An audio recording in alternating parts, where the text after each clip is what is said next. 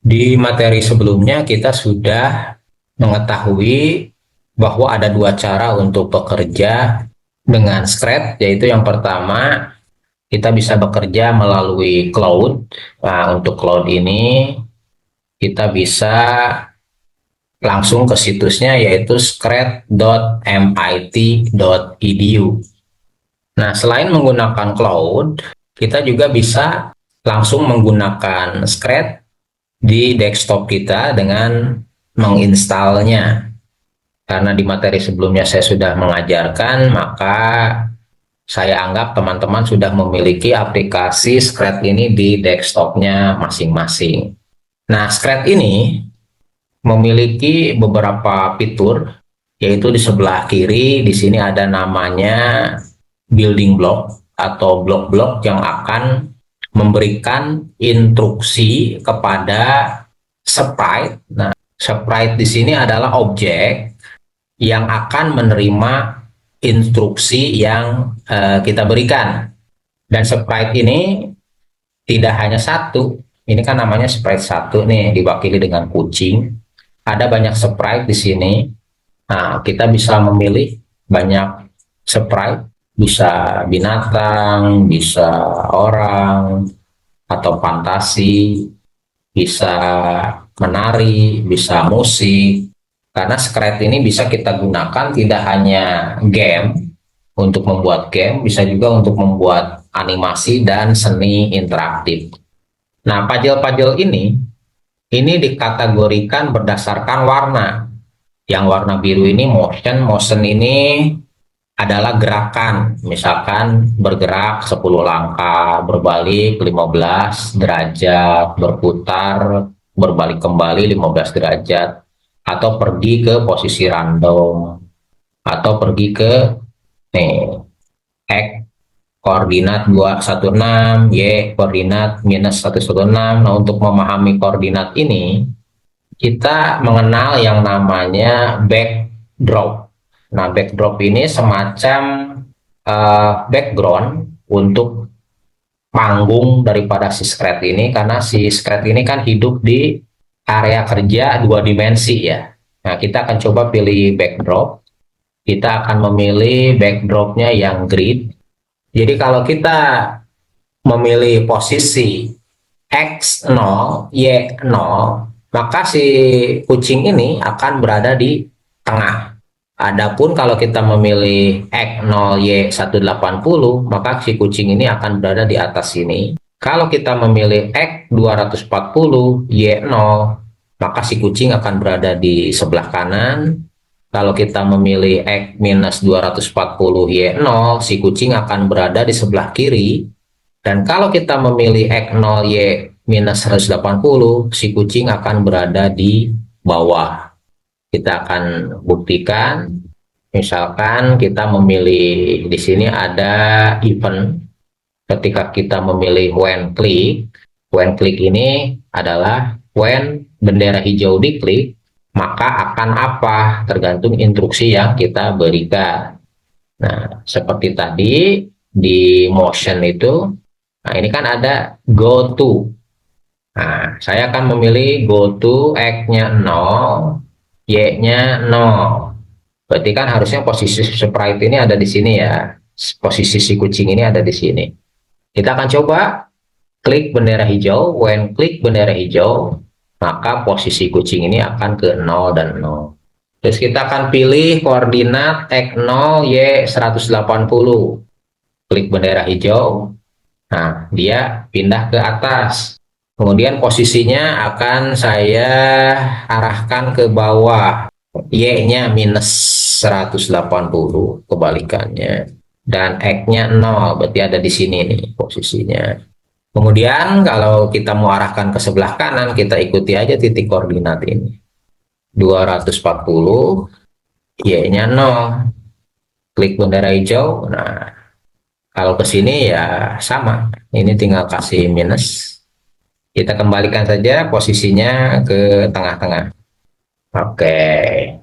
Jadi tombol-tombol ini dikategorikan berdasarkan fungsi-fungsinya. Kalau motion ini lebih ke gerakan. ada bergerak 10 langkah, berbalik 15 derajat, berbalik arah 15 derajat, pergi ke posisi random, pergi ke koordinat X, Y, dan banyak lagi. Kemudian untuk loops, nah loops ini mungkin lebih kepada tampilan atau apa yang dilakukan oleh si Scratch ini. Nah, sound, Scratch ini bisa mengeluarkan suara, kemudian event itu seperti tadi ya, saat kita melakukan apa, maka terjadi apa. When bendera hijau diklik, terjadi apa. When space atau tombol spasi di komputer kita diklik, dia akan terjadi apa. Kemudian ada kontrol di sini.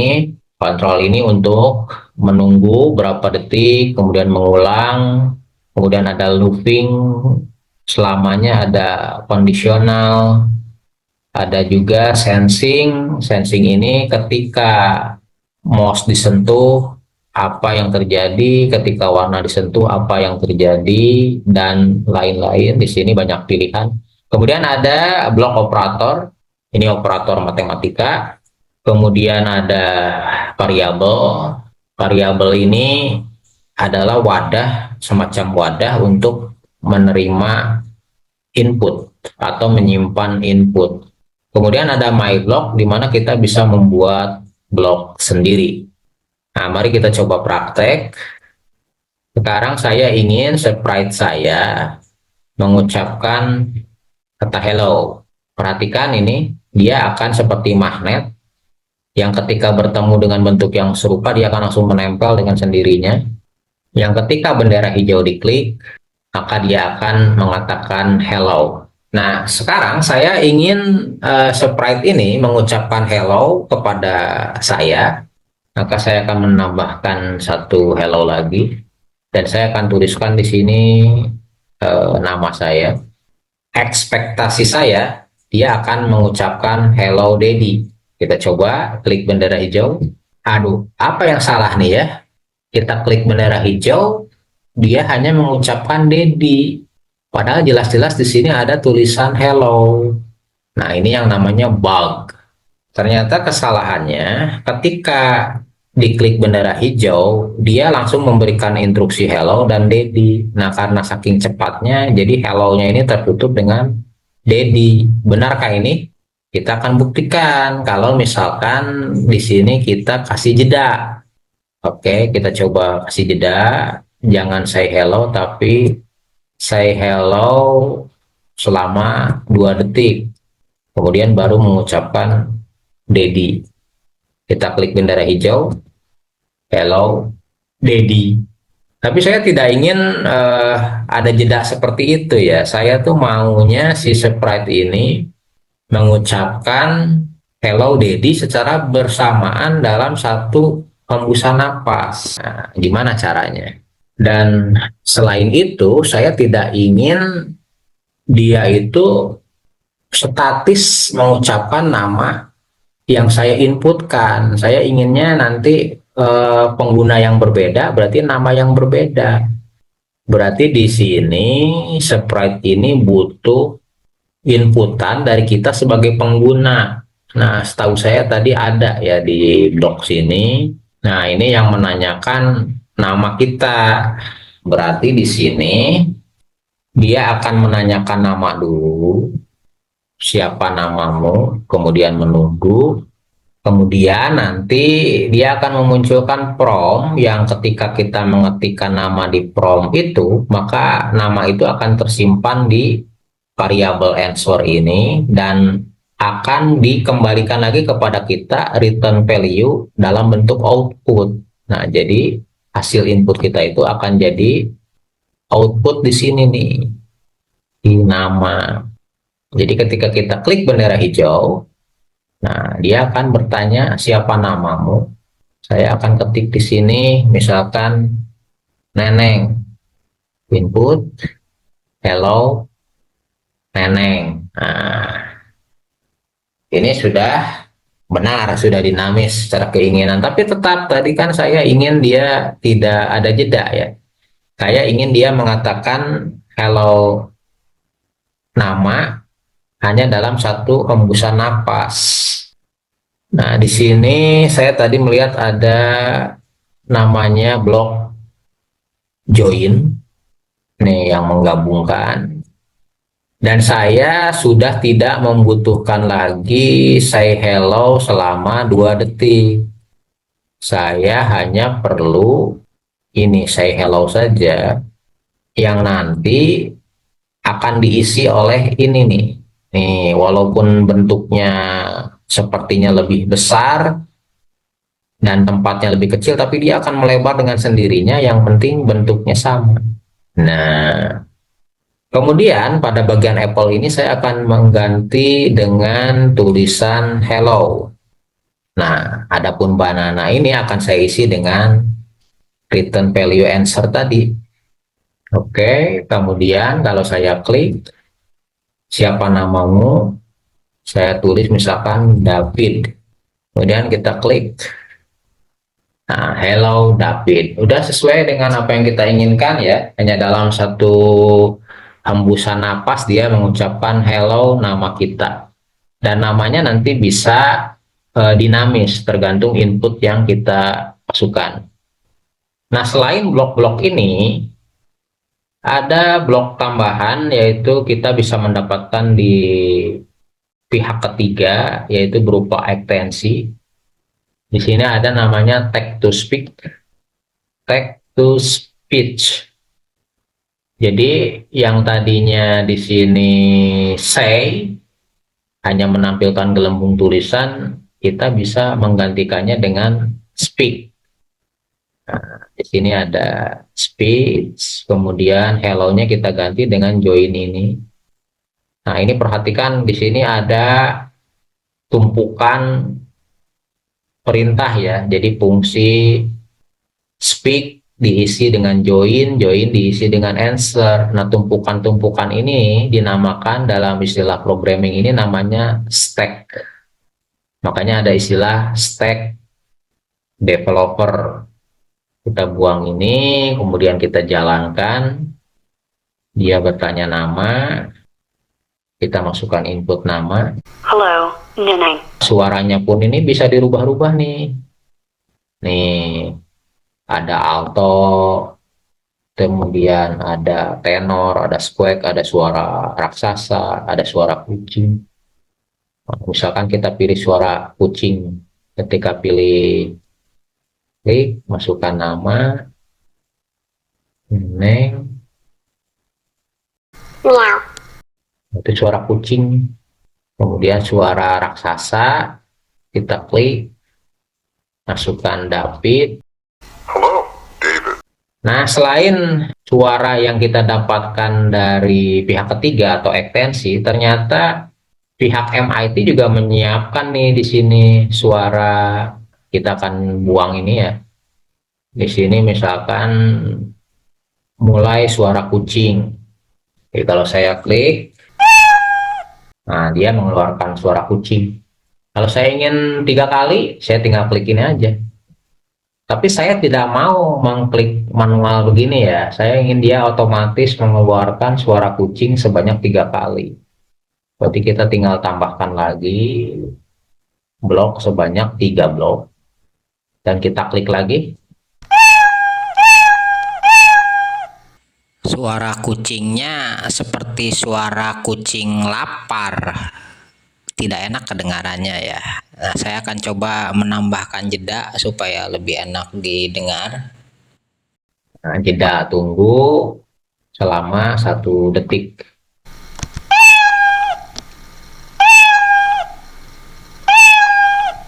Tapi di sini ada bau-bau sesuatu ya. Jadi maksudnya kan kalau secara instruksi sudah benar dan outputnya juga sudah benar, saya ingin mengeluarkan suara miau sebanyak 3 kali. Tapi di sini ada sesuatu yang harus kita perbaiki. Benar secara coding, tapi salah atau tidak tepat secara desain. Apa itu? Di sini ada pengulangan perintah. Start sound meow 1, start sound meow 2, start sound meow 3. Padahal jelas-jelas kita tahu bahwa di sini ada nih blok yang namanya repeat. Jadi kalau begini nggak ada salahnya juga, tapi bayangkan kalau saya ingin mengulang sebanyak 10 kali, berarti saya harus copy paste start sound ini sebanyak 10 kali dan saya harus mengubah ininya satu-satu. Kita buang saja pengulangan ini dan kita ganti dengan repeat, dengan blok repeat.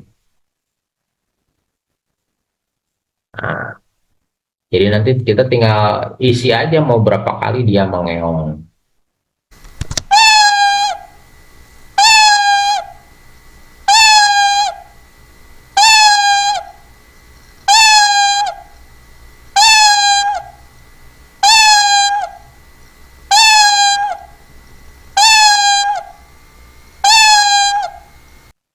Oke, sudah cukup kita bermain-mainnya. Kita akan bahas apa yang telah kita lakukan.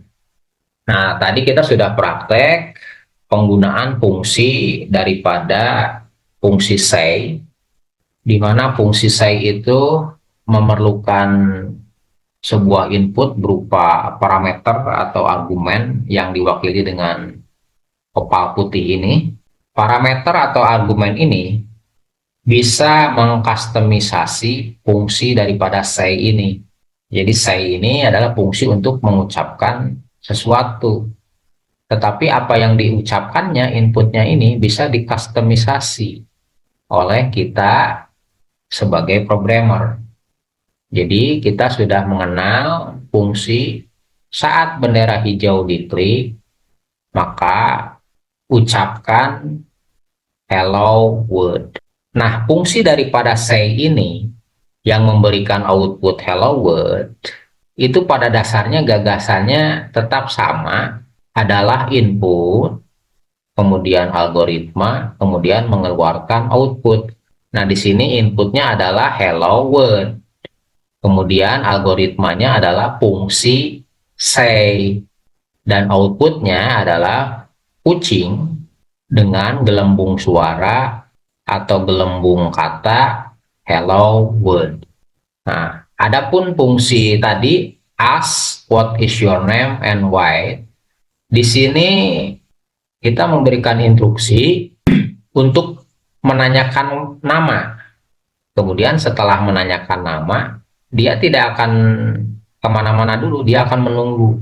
Kalau kita masukkan ke gagasan daripada analogi input, algoritma, dan output, maka what is your name ini adalah input. Kemudian algoritmanya adalah bertanya dan menunggu. Nah, output ini adalah answer, yaitu return value atau nilai yang berhasil ditangkap dari pertanyaan ini. Nah, dari pertanyaan ini, fungsi ini kan bertanya nih, siapa namamu? Kemudian dia menunggu. Nah, setelah klien mengisi prompt atau user mengisi prompt, maka hasil inputannya itu akan ditangkap oleh variabel answer yang akan mengembalikan nilai. Nah, kalau fungsi say ini terdiri dari beberapa fungsi, jadi ada fungsi di dalam fungsi. Jadi dimasukkan fungsi join ke dalam fungsi say, kemudian dimasukkan fungsi answer ke dalam join. Ini dinamakan stack atau bertumpuk. Nah, kalau kita masukkan lagi ke ini input, atau ini kita namakan blueprint problem solving ya, blueprint penyelesaian masalah berdasarkan cara berpikir komputer, input, algoritma, dan output. Nah, hello ini adalah inputnya. Kemudian answer yang tadinya output, ini sekarang berubah menjadi input. Dan algoritmanya adalah fungsi join, yang kemudian akan memberikan output hello nama. Nah, hello nama yang tadinya output, dia kemudian di step berikutnya dia akan berubah menjadi input yang dimasukkan ke fungsi say, dan akhirnya muncullah di layar output hello nama.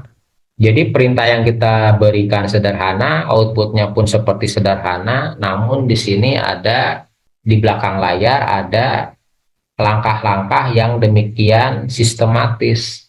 Perubahan dari input menjadi output, kemudian output menjadi input lagi, input menjadi output, dan output menjadi input lagi. Nah, untuk sementara materi dicukupkan. Sekian dulu, kita akan menggali lebih dalam tentang analogi pemrograman ini, yang tetap kita akan fokusnya ke building block, yaitu fungsi, kemudian kondisional, kemudian loop, kemudian variabel, yang sebelum memasuki bahasa pemrograman yang bersifat script, kita akan melakukan pendekatan mudah dulu dengan pemrograman visual.